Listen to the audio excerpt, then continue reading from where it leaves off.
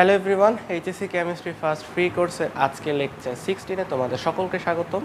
আমরা লাস্ট দুই ক্লাসে পড়ে এসেছি বর্ণালী এবং কোয়ান্টাম সংখ্যা, মানে সবচেয়ে ইম্পর্ট্যান্ট দুইটা টপিক যেটা এইচএসসির জন্য খুবই ইম্পর্ট্যান্ট। তো আমরা প্রায় অধ্যায় শেষের দিকে চলে এসেছি। আজকে আমরা পড়ব দ্রাব্যতা। আমাদের দ্রাব্যতার উপরে 3-4টা ক্লাস হবে এবং এই 3-4 ক্লাসে আমি দ্রাব্যতার A to Z তোমাদেরকে বোঝানোর চেষ্টা করব। তো আমার যদি ক্লাসগুলো তুমি করে ফেলো তাহলে তুমি দ্রাব্যতা নিয়ে তোমার কোনো কনফিউশন থাকবে না, এবং যে সকল প্রশ্ন দরকার পড়বে আমি সবগুলোকে তোমাদেরকে সলভ করে দিব, সব ম্যাথগুলোকে সলভ করে দেবো যাতে তোমরা কখনো কোনো ম্যাথে না আটকাও। তো আজকে আমাদের হচ্ছে পার্ট ওয়ানে আমরা দ্রাব্যতার বেসিক নিয়ে কিছু কথাবার্তা বলবো, যেমন দ্রাব্যতা কী জিনিস, তারপরে দ্রবণ কী জিনিস, তারপর দ্রাব্যতা কিভাবে নির্ণয় করতে হয়, এবং দুই একটা ম্যাথ আমরা করার চেষ্টা করব। তো চলো শুরু করা যাক। তো দ্রাব্যতা কী জিনিস, তার আগে আমি বলতে চাই দ্রবণ কী জিনিস। সাপোজ আমি একটা বিকার,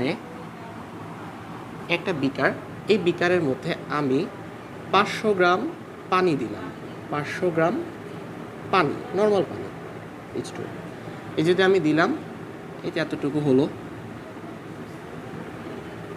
এটা ধরো আমি এর মধ্যে 500 গ্রাম পানি দিলাম। এরপর এর মধ্যে আমি 30 গ্রাম চিনি ঢাললাম, 30 গ্রাম চিনি, তার আমি চিনিটা ঢালার পরে আমি এটাকে একটা ঘুঁটা দিলাম। তাহলে ঘুঁটা দিলে কি হবে, এই চিনিটা আস্তে আস্তে দ্রবীভূত হয়ে যাবে পানির মধ্যে, তখন সে মিশে যাবে।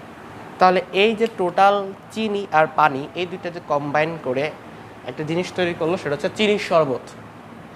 কিন্তু আমরা করছি বিজ্ঞান, তো আমরা এই জিনিসটাকে আমরা একসাথে বলবো দ্রবণ। এই জিনিসটাকে আমরা বলবো দ্রবণ। তাহলে দ্রবণ কি জিনিস? দ্রবণ হচ্ছে দ্রব এবং দ্রাবক, এই দুইটা যে সমসত্ব মিশ্রণ তাকে বলবে দ্রবণ। এখন একটা জিনিস দেখো, এখানে যে জিনিসটা বড়, মানে 500 গ্রাম পানি, এটা বেশি আছে, যেটা বেশি থাকবে সেটা হবে আমার দ্রাবক। যে জিনিসটা আমার বেশি থাকবে সেটা হবে দ্রাবক, সিম্পল ভাষায়। আর যেই জিনিসটা আমার কম থাকবে সেটা হবে আমার দ্রব। বিষয়টা আশা করি বোঝাতে পেরেছি। একটা দ্রবণে দুইটা জিনিস থাকবে, একটা হচ্ছে দ্রব আর একটা হবে দ্রাবক। আমি লিখে দেই, একটা যদি আমার দ্রবণ হয় তাহলে দ্রবণটা দুইটা জিনিস নিয়ে তৈরি হয়, একটা হচ্ছে দ্রাবক এবং অ্যানাদার ওয়ান ইজ দ্রব। তো যে জিনিসটা আমার কম থাকবে, একটা দ্রবণে যে জিনিসটা আমার কম থাকবে সেই জিনিসটা হবে আমার দ্রব, আর যে জিনিসটা বেশি থাকবে সেই জিনিসটা হবে আমার দ্রাবক। তাহলে একটা দ্রবণের মধ্যে নর্মাল কেসে যদি আমি চিন্তা করি তাহলে দেখা যাবে যে দ্রাবকটাই বেশি থাকবে, দ্রবটা কম থাকবে। পরে আমরা এক্সেপশনগুলো নিয়ে কথা বলবো, কারণ কেমিস্ট্রি মানেই এক্সেপশন। তো দ্রাবক জিনিসটা হচ্ছে যার মধ্যে দ্রবটা দ্রবীভূত থাকবে। তো দ্রবণ নিয়ে অনেক কিছু বলে ফেললাম, এবার আসো দ্রবণ কয় প্রকার। দ্রবণ হচ্ছে 3 প্রকার। দ্রবণ 3 প্রকার। একটা হচ্ছে আমার সম্পৃক্ত দ্রবণ, আরেকটা হচ্ছে আমার অসম্পৃক্ত দ্রবণ,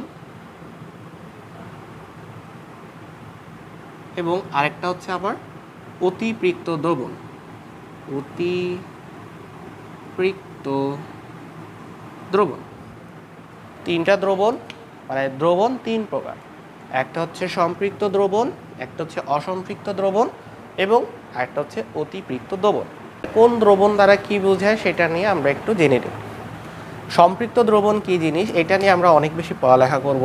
তো সম্পৃক্ত দ্রবণ কী জিনিস, ধরো আমার যে 500 গ্রাম পানি আমি এই যে বিকারটাতে দিলাম, এই 500 গ্রাম পানির মধ্যে আমার সর্বোচ্চ গেলে সাপোজ 50 গ্রাম চিনি আমি নিতে পারবো, 50 গ্রাম চিনি আমি এটার মধ্যে নিতে পারবো। তো আমি যদি 50 গ্রাম চিনি দিই, তাহলে 50 গ্রাম চিনি দিলে সে 50 গ্রাম চিনিটাকেই সে মিশিয়ে ফেলতে পারবে পানির সাথে। এইটুক পর্যন্তই হচ্ছে পানির ধারণ ক্ষমতা। মানে পানি আমার 50 গ্রাম চিনি, 500 গ্রাম পানি নির্দিষ্ট টেম্পারেচার হতে হবে, ধরো 30°C। সো টেম্পারেচারটা কেন উল্লেখ করতে হয়? কারণ যখন আমি টেম্পারেচার বাড়াবো, টেম্পারেচার বাড়ালে ম্যাক্সিমাম টাইমে দেখা যায় যে দ্রাব্যতা বেড়ে যায়। সো দ্যাটস ওয়াই আমরা টেম্পারেচার আমরা কোনো চেঞ্জ করব না, টেম্পারেচারটা আমি ফিক্সড রাখলাম। টেম্পারেচারটা ফিক্সড রাখার পরে আমি 500 গ্রাম পানির মধ্যে 50 গ্রাম চিনি সর্বোচ্চ পরিমাণ থাকতে পারে, তো আমি 50 গ্রাম চিনিকে এই 500 গ্রাম পানির মধ্যে দিলাম, দেওয়ার পরে সেটাকে ঘুটা দিলে পুরো এটা একটা দ্রবণ তৈরি হবে এবং এক ফোঁটা চিনিও কিন্তু আমার তলানি পড়বে না। তাহলে এই জিনিসটা কি, যতটুকু ধারণ ক্ষমতা ছিল 500 গ্রাম পানিতে যতটুকু চিনি দ্রবীভূত হওয়ার কথা ছিল ঠিক ততটুকু চিনি কিন্তু দ্রবীভূত আছে। তাহলে এই দ্রবণটাকে আমার বলা হবে সম্পৃক্ত দ্রবণ। এই দ্রবণটাকে বলবো আমি সম্পৃক্ত দ্রবণ। ঠিক আছে? তাহলে নির্দিষ্ট তাপমাত্রায় একটি দ্রাবকে যতটুকু দ্রব্য সর্বোচ্চ পরিমাণ দ্রবীভূত থাকার কথা, সেই দ্রব্য যদি দ্রবীভূত থাকে তাহলে সেই দ্রবণকে বলবো আমরা সম্পৃক্ত দ্রবণ। এটা তোমরা বইয়ের মধ্যে আরও সহজ সংজ্ঞা পেয়ে যাবে, আমি এখন বুঝিয়ে দিই। তাহলে সম্পৃক্ত দ্রবণ সম্পর্কে আমরা জানলাম। এরপর আসা আমাদের অসম্পৃক্ত দ্রবণ। তো অসম্পৃক্ত দ্রবণ কি জিনিস? ধরো আমার এটার ধারণ ক্ষমতা হচ্ছে 50 গ্রাম চিনি, সর্বোচ্চ 30°C 50 গ্রাম চিনি থাকতে পারে। আমি এর মধ্যে যদি 20 গ্রাম চিনি দিয়ে দেই, ধরো আমি এর মধ্যে 20 গ্রাম চিনি মিশালাম, তাহলে 20 গ্রাম চিনি মিশালে এর মধ্যে 20 গ্রাম চিনি দ্রবীভূত হবে, কিন্তু এটার মোট ধারণ ক্ষমতা কিন্তু 50 গ্রাম চিনি। তাহলে এর মধ্যে আরও চিনি মিশানোর পাওয়ার আছে, মানে এ আরও বেশি চিনিকে তার মধ্যে মিশাতে পারবে। তো এরকম যদি হয় যে সর্বোচ্চ যেই পরিমাণ দ্রবীভূত থাকতে পারে তার চেয়ে কম দ্রব্য যদি দ্রবীভূত থাকে তাহলে তাকে বলা হবে আমার অসম্পৃক্ত দ্রবণ। তাহলে সম্পৃক্ত দ্রবণ আর অসম্পৃক্ত দ্রবণ এই দুটোর সম্পর্কে কনফিউশন ক্লিয়ার? সম্পৃক্ত দ্রবণ হচ্ছে যতটুকু দ্রব্য দ্রবীভূত করতে পারে ততটুকুই আছে, আর অসম্পৃক্ত হচ্ছে যতটুকু করতে পারে তার চেয়ে কম আছে। ঠিক আছে? এবার আসো অতিপৃক্ত দ্রবণ। তো অতিপৃক্ত দ্রবণের ক্ষেত্রে কি হবে, যতটুকু দ্রবীভূত করতে হয় তার চেয়ে বেশি আছে। ধরো আমি এর মধ্যে 70 গ্রাম চিনি দিয়ে দিলাম, 70 গ্রাম চিনি দিয়ে দিলে কি প্রবলেমটা হবে, তার তো ক্ষমতায় 50 গ্রাম, তাহলে তার এক্সট্রা আমি 20 গ্রাম দিয়েছি, তাহলে এই এক্সট্রা 20 গ্রাম আমি যত যাই করি না কেন এটা এরকম নিচে এরকম তলানি জমে যাবে। তাহলে এরকম যখন তলানি জমে যাবে, তো তলানি জমে গেলে এই যে চিনিটা তলানি জমে গেল, ধারণ ক্ষমতা ছিল 50 গ্রাম আর আমি দিছি 70 গ্রাম, তাহলে এখানে টোটাল 20 গ্রাম চিনি জমে গেল। এই টাইপের দ্রবণকে বলা হবে আমার অতিপৃক্ত দ্রবণ। তাহলে নির্দিষ্ট তাপমাত্রায় যতটুকু দ্রব্য দ্রবীভূত করতে পারে তার চেয়ে বেশি পরিমাণ দ্রব্য দিলে সেটা হবে আমার অতিপৃক্ত দ্রবণ। তাহলে এখানে হবে আমার দ্রব্যটা বেশি হবে, যতটুকু তার দ্রবীভূত করতে পারে তার চেয়ে বেশি পরিমাণ দ্রব্য আমি এর মধ্যে দিলে সেই দ্রবণটা হয়ে যাবে অতিপৃক্ত দ্রবণ। তো এই তিনটার কনসেপ্টটা আমি ক্লিয়ার করতে আশা করি সক্ষম হয়েছি। তো তোমাদের এগুলোর সংজ্ঞা তোমরা বইয়ের মধ্যে পেয়ে যাবা, কোনো সমস্যা নেই, তোমরা জাস্ট কনসেপ্টটা শিখে নাও। আচ্ছা, তাহলে সম্পৃক্ত দ্রবণটা কি? সর্বোচ্চ যে পরিমাণ দ্রব্য থাকার কথা সেই পরিমাণ দ্রব্য দ্রাবকে থাকলে তাকে বলবো সম্পৃক্ত দ্রবণ। অসম্পৃক্ত হচ্ছে যত গ্রাম দ্রবীভূত করতে পারে তার চেয়ে কম থাকলে, আর অতিপৃক্ত বলবো যত গ্রাম দ্রবীভূত হতে পারে তার চেয়ে বেশি দ্রব্য থাকলে। এবার আসো আমরা দ্রাব্যতা সম্পর্কে জানি, যে জিনিসটা হচ্ছে মেইন টপিক। তো দ্রাব্যতা হচ্ছে নির্দিষ্ট তাপমাত্রায়, প্রথম কথাটাই হচ্ছে নির্দিষ্ট তাপমাত্রায়। নির্দিষ্ট তাপমাত্রা কেন এটা আমরা পরবর্তীতে দেখাবো, যে দ্রাব্যতা যখন আমরা তাপমাত্রা বাড়াই কমাই তখন দ্রাব্যতা চেঞ্জ হয়ে যায়। এজন্য নির্দিষ্ট তাপমাত্রায়, প্রথম কথা হচ্ছে নির্দিষ্ট তাপমাত্রায় 100 গ্রাম দ্রাবকে 100 গ্রাম দ্রাবককে সম্পৃক্ত দ্রবণে পরিণত করতে যত গ্রাম দ্রব্য প্রয়োজন পড়ে তাকে ওই দ্রবের দ্রাব্যতা বলে, দ্রাবকের না, ওই দ্রব্যটার দ্রাব্যতা বলবে। তার মানে নির্দিষ্ট তাপমাত্রায় 100 গ্রাম দ্রাবককে সম্পৃক্ত দ্রবণে পরিণত করতে যত গ্রাম দ্রবের প্রয়োজন হয় তাকে ওই দ্রবের দ্রাব্যতা বলে। তাহলে এই সংজ্ঞাটা আশা করি তোমরা পারবা, মুখস্থ করে ফেলবা। এক এক বই এক এক রকম সংজ্ঞা আছে, তবে এই সংজ্ঞাটা আমার কাছে সহজ লাগে, এই সংজ্ঞা পড়লেও এনাফ। এখন পরীক্ষায় কিভাবে প্রশ্ন আসে, এইখান থেকে একটা জিনিস আসে যে আমার 40 ডিগ্রি সেলসিয়াস তাপমাত্রায় পটাশিয়াম নাইট্রেট বা পটাশিয়াম আয়োডাইড যে কোনো একটা দেয়, দিয়ে বলে 40 ডিগ্রি সেলসিয়াস তাপমাত্রায় পটাশিয়াম নাইট্রেটের দ্রাব্যতা 65 বলতে কি বুঝো? প্রশ্নটা লিখি। পরীক্ষায় প্রশ্নটা এইভাবে আসে যে 40 ডিগ্রি সেলসিয়াস তাপমাত্রায় পটাশিয়াম নাইট্রেটের দ্রাব্যতা 65 বলতে কি বুঝো? এই জিনিসটা পরীক্ষাতে আসে এবং এটার মার্ক থাকে 2। তাহলে এই প্রশ্নটা কিভাবে উত্তর করতে হয়? উত্তর করার জন্য ফার্স্টে আমি দিব সংজ্ঞা। এই যে এই সংজ্ঞাটা, যে নির্দিষ্ট তাপমাত্রায় 100 গ্রাম দ্রাবককে সম্পৃক্ত দ্রবণে পরিণত করতে যত গ্রাম দ্রব্য প্রয়োজন তাকে ওই দ্রব্যের দ্রাব্যতা বলে। তাহলে 40 ডিগ্রি সেলসিয়াস তাপমাত্রায় এই সংজ্ঞাটাকে আমি এবার মডিফাই করব। কিভাবে মডিফাই করব? 40 ডিগ্রি সেলসিয়াস তাপমাত্রা বলেছে, তাহলে নির্দিষ্ট তাপমাত্রা জায়গায় আমি বলবো 40 ডিগ্রি সেলসিয়াস তাপমাত্রায় এত দ্রাব্যতা বলতে আমি বুঝি যে 40 ডিগ্রি সেলসিয়াস তাপমাত্রায় 40 ডিগ্রি সেলসিয়াস তাপমাত্রায় 100 গ্রাম দ্রাবককে সম্পৃক্ত দ্রবণে পরিণত করতে 65 গ্রাম কি যৌগ? Potassium nitrate. তাহলে পটাশিয়াম নাইট্রেট প্রয়োজন এতটুকু লিখব। তাহলে এই জিনিসটা বলতে আবার কি বোঝায়? 40 ডিগ্রি সেলসিয়াস তাপমাত্রায় পটাশিয়াম নাইট্রেটের দ্রাব্যতা 65 বলতে বোঝায় 40 ডিগ্রি সেলসিয়াস তাপমাত্রায় 100 গ্রাম দ্রাবককে সম্পৃক্ত দ্রবণে পরিণত করতে 65 গ্রাম পটাশিয়াম নাইট্রেট প্রয়োজন। এই জিনিসটাই আমি লিখে দিব পরীক্ষার হলে। কতটুকু? এই যে এতটুকু। প্রথমে আমি দিব সংজ্ঞার জন্য 1 মার্ক, আর এই কথাটা লেখার জন্য দেয় 1 মার্ক, তো টোটাল হচ্ছে 2 মার্ক। এইভাবে দিলে স্যার খুশি হন।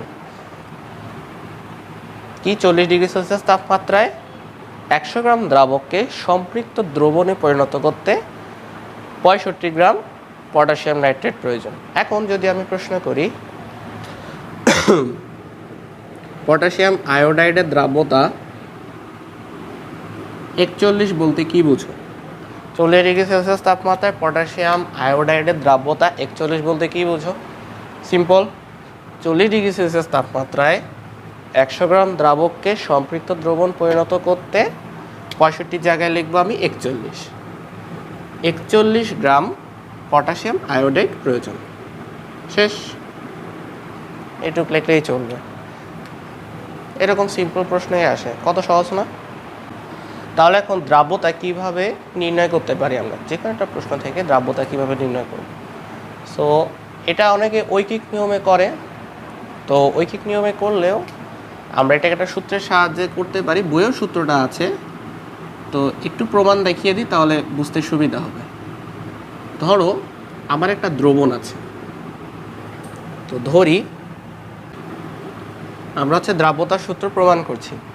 তো টি ডিগ্রি সেলসিয়াস তাপমাত্রায় ক্যাপিটাল এম ভরের যে একটা আমি দ্রবণ নিলাম, এই পুরো দ্রবণটার যে ভর, মানে দ্রব প্লাস দ্রাবক, দ্রব এবং দ্রাবক মিলিয়ে তো দ্রবণ, তো দ্রবণটার ভর আমি পেয়েছি এম ভর, মানে আমি একটা ওজন স্কেলে দিছি ক্যাপিটাল এম ভর,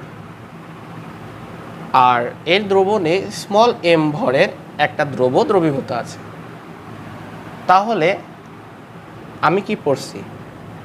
দ্রবণ সমান কি? দ্রব প্লাস দ্রাবক, রাইট? তাহলে দ্রাবক সমান কি হবে?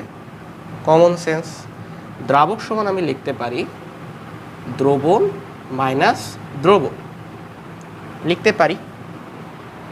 তাহলে আমি যখন দ্রাবকের ভর নির্ণয় করব, এখন আমি দ্রাবকের ভরটাকে নির্ণয় করি, তাহলে সুতরাং দ্রাবকের ভর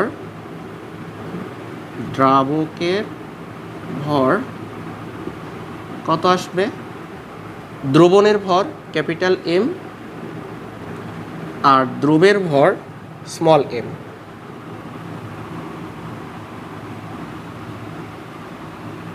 এতটুকু ক্লিয়ার? দ্রাবকের ভর হবে দ্রবণের ভর থেকে দ্রবের ভরকে বিয়োগ করে। তাহলে দ্রবণের ভর যদি ক্যাপিটাল এম হয় আর দ্রবের ভর যদি স্মল এম হয়, তাহলে দ্রাবকের ভর হবে capital M minus small M. এবার আমি ঐকিক নিয়ম অনুসারে কি লিখতে পারি? দ্রাব্যতার সংজ্ঞা কি পড়েছিলাম? নির্দিষ্ট তাপমাত্রায় 100 গ্রাম দ্রাবককে সম্পৃক্ত দ্রবণ, সম্পৃক্ত দ্রবণে পরিণত করতে যত গ্রাম দ্রব প্রয়োজন হয়। তো ওই জিনিসটাই দ্রাবকটা, তাহলে দ্রাবকের ভর হবে capital M minus small M ভরের দ্রাবককে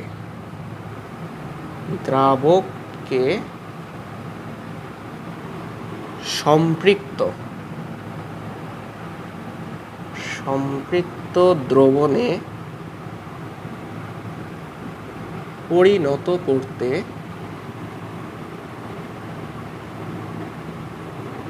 প্রয়োজনীয় দ্রব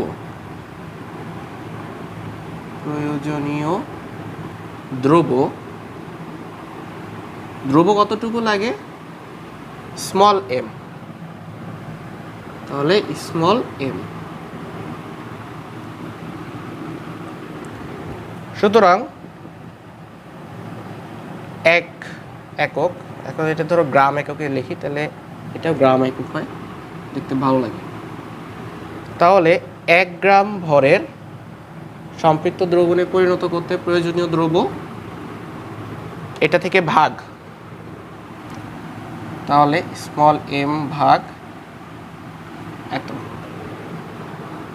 তাহলে দ্রাব্যতার সূত্র অনুযায়ী 100 গ্রাম দ্রাবক হতে হবে। তাহলে 100 গ্রাম দ্রাবককে সম্পৃক্ত দ্রবণে পরিণত করতে প্রয়োজনীয় দ্রব্য কত? এম ইন্টু 100 ভাগ capital M minus small M. এটাই আমার সূত্র।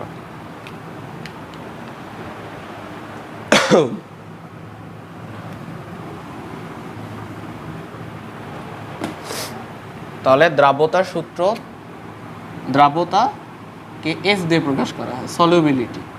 তো দ্রাব্যতা এস ইকুয়ালস টু 100 এম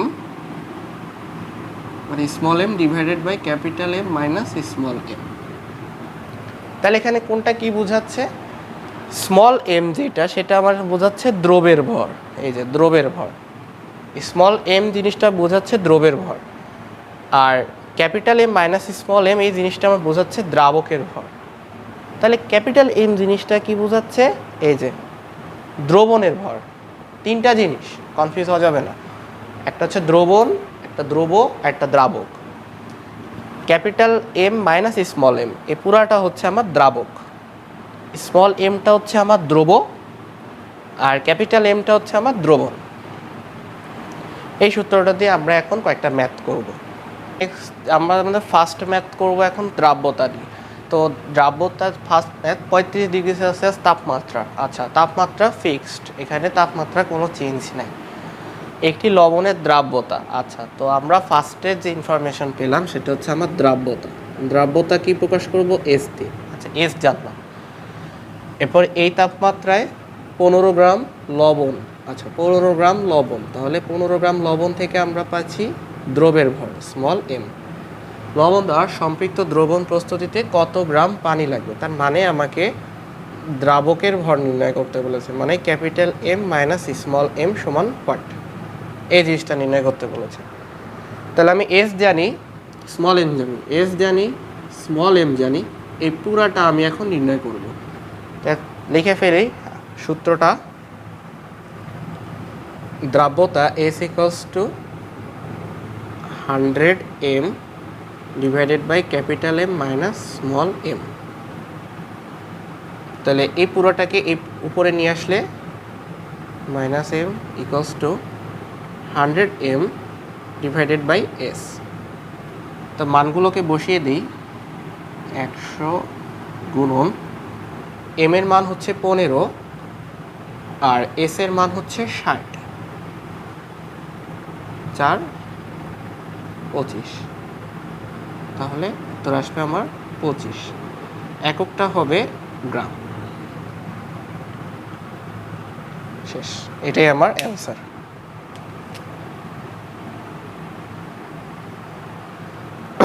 তাহলে দেখো কিভাবে করলাম। 35 ডিগ্রি সেলসিয়াস তাপমাত্রায় একটি লবণের দ্রাব্যতা, ডেটাগুলোকে আমার অঙ্ক থেকে প্রশ্ন থেকে বের করার চেষ্টা করতে হবে। যত প্র্যাকটিস করবো তত এটা আয়ত্তে আসবে। তো একটি লবণের দ্রাব্যতা দেওয়া আছে 60। এই তাপমাত্রায় 15 গ্রাম লবণ দ্বারা সম্পৃক্ত দ্রবণ তৈরিতে কত গ্রাম পানি লাগবে। তো আমি দ্রাব্যতা জানি এস, তারপরে দ্রবের ভর জানি এম 15 গ্রাম।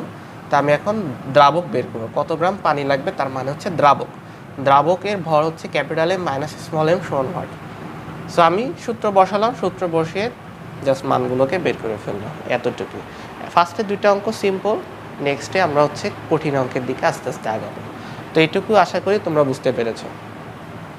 আমাদের 2 নম্বর ম্যাথে 30 ডিগ্রি সেলসিয়াস তাপমাত্রায় এত গ্রাম লবণ এত গ্রাম পানিতে দ্রবীভূত হয়ে সম্পৃক্ত দ্রবণ তৈরি করেছে, তাহলে ওই লবণের দ্রাব্যতা কত। আচ্ছা, সম্পৃক্ত দ্রবণ লেখাই আছে, তাপমাত্রা ফিক্সড আছে। সো এখান থেকে আমরা এবার ডাটাগুলোকে বের করি।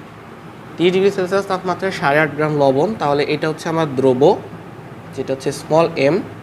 25 গ্রাম পানি, তার মানে এটা হচ্ছে আমার দ্রাবক, তাহলে capital M minus small M. দ্রবীভূত হয়ে সম্পৃক্ত দ্রবণ তৈরি করছে, লবণের দ্রাব্যতা কত আমাকে এস নির্ণয় করতে বলেছে। তাহলে আমি সরাসরি সূত্রটা লিখে ফেলি। দ্রাব্যতা capital S equals to 100 M small M divided by capital M minus small M. মানগুলোকে বসিয়ে দিই। এম এর মান 8.5, ক্যাপিটাল এম